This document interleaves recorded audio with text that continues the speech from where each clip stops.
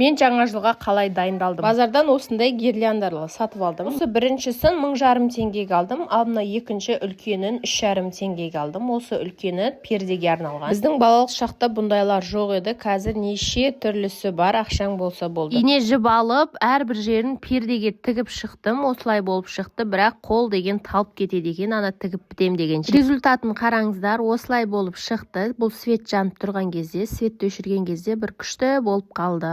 Ал ана жаңағы 1500 теңге алғанды елкаға осылай айландырып істеп қойдым. Жаңа жылда бәрі таза болсын деп шкафтардың ішін жинап шығып, осы жерден біршама кірлерді алдым да осы тазаға салып қояйын дедім. Көбіңіз менен тазаны қайдан аласың деп сұрайсыздар. Мен білмеймін, Каспийден ала салам, ең оңай сол маған. Тазаның порошогының үстіне ыстық су құямын. Қайнап тұрған сол кезде реакция күшті жүреді, киімдер тез ағарып ашылады. Су қатты ыстық болғаннан кейін қолды батыруға болмайды, күйіп қалуы мүмкін. Осындай күймейтіндей бір нәрсемен батырып шығамын. Результатын жуып кепкеннен кейін келесі видеода салатын боламын.